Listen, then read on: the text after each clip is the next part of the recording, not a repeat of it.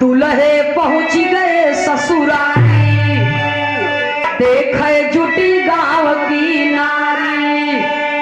दुल्हा देखे सखिया चली आई जनवा।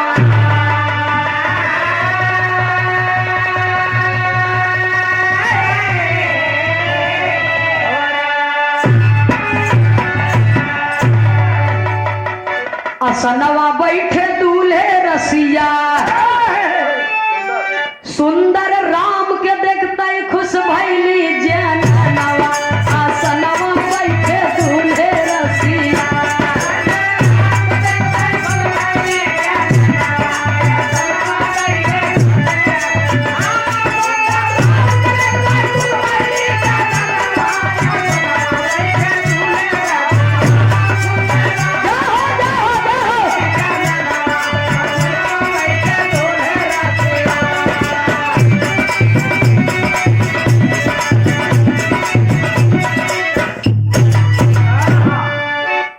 आज ये बारात जहां से चल करके आई है, उस धरती को आज के तारीख में अवधपुर का दर्जा दिया गया और इस धरती को जनकपुर का दर्जा दिया गया और दूल्हा को भगवान राम का दर्जा दिया गया, दुल्हन को सीता की उपाधि दी गई, बारातियों को देवताओं की उपाधि दी गई।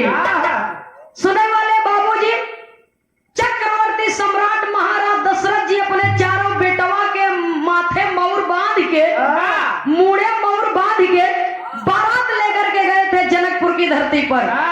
ठीक उसी प्रकार से आज ये दुल्हे बादशाह के पिताजी अपने बेटवा के बारात सजा करके इस धरती पर आए हैं। सुंदर राम के देखते खुश भैली जननवा या सनवा बैठे दूल्हे रसिया।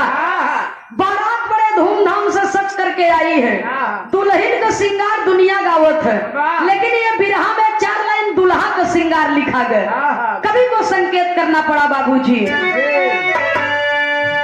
सुंदर पगिया सोहे सर पे, गले में सुंदर हार सुनो, कांधे पागी जोड़ा जामा, नयन में कजरा धार सुनो, अगल बगल से बैठे हैं सब दुल्हे का परिवार सुनो, खुशी के मंगल गाँव है सखिया राजा जी के दो।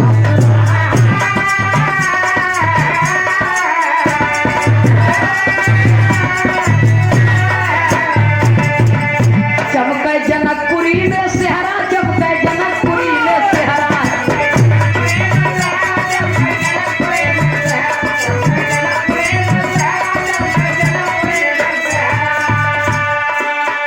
चमके जनकपुरी में सेहरा, सखिया देखई आई चेहरा, कितना सुंदर बाटे सीता के सजनवा, या सनवा बैठे दूल्हे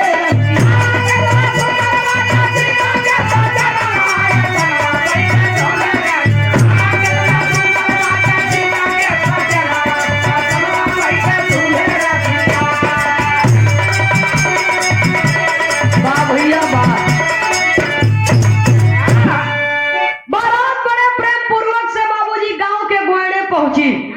और जब गांव के गोयड़े बारात पहुंची तो घरात पक्ष बारात पक्ष के अगुआ जौन होती रिश्ता बनावे वाला, तो अगुआ महाराज का कौन काम बा? कवि को संकेत करना पड़ा, कहना है अगुआ आई के खबर जनावे, दोबारा कर तैयारी बा, ओहर जनक जी चौक पुरावे, मारो सजिए दुआरी बा, सब सखिया मिल बात करत है, अरे राम के चर्चा भारी बा, अरे जितना ही सुंदर राम लगत है,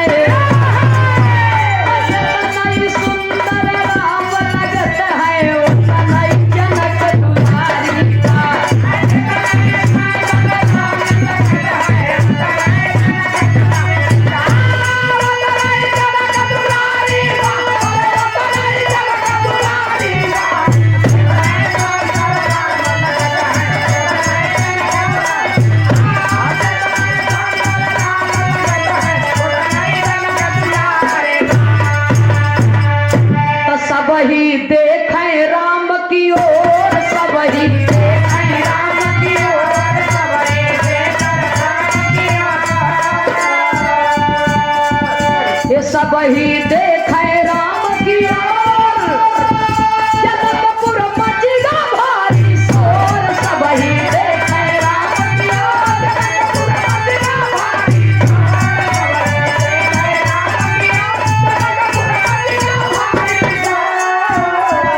ये भारी भीड़ मचल बा जनक के भवनवा, असनवा बैठे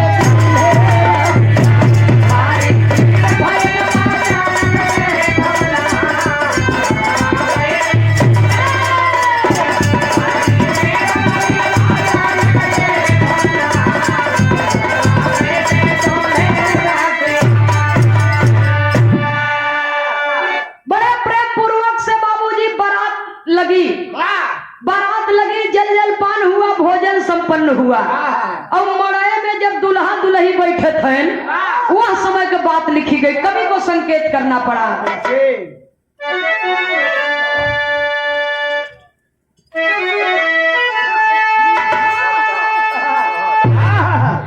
अरे खुशी भइले ना ए राम, खुशी भइले ना ये भैया, खुशी भइले ना राजा दशरथ के लाल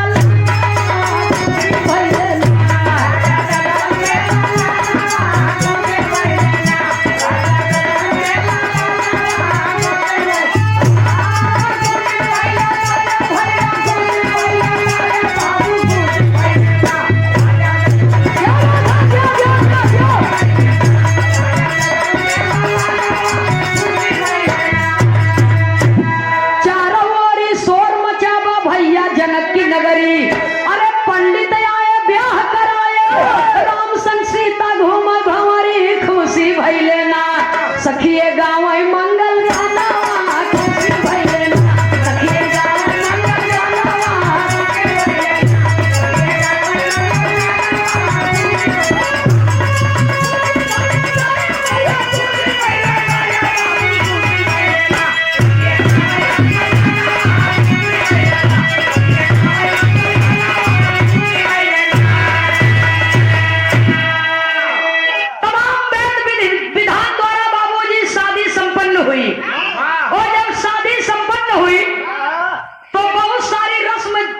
होती है बाबूजी शादी विवाह के दौरान, लेकिन ये भाव वो समय के लिखा गया जब चारों दुल्हन का विदाई होने लगी अवधपुर से, जनकपुर से अवधपुर जाने के लिए। तो सीता के सखिए भगवान राम से मजाक करत है, और मजाक में कहत का है बाबूजी, कहे अब की गए कब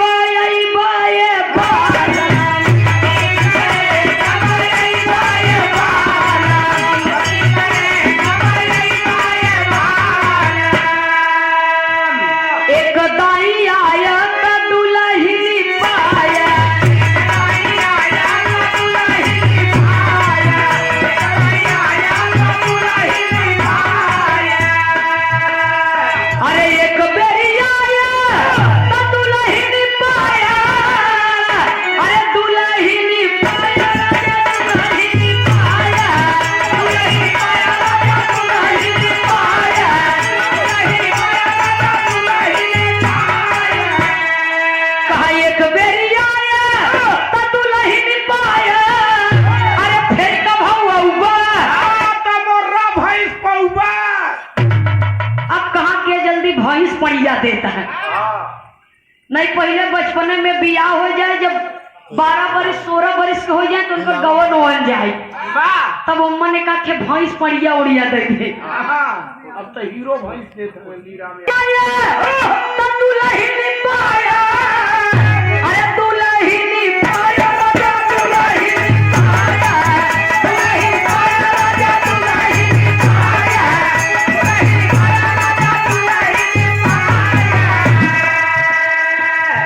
एक बेरिया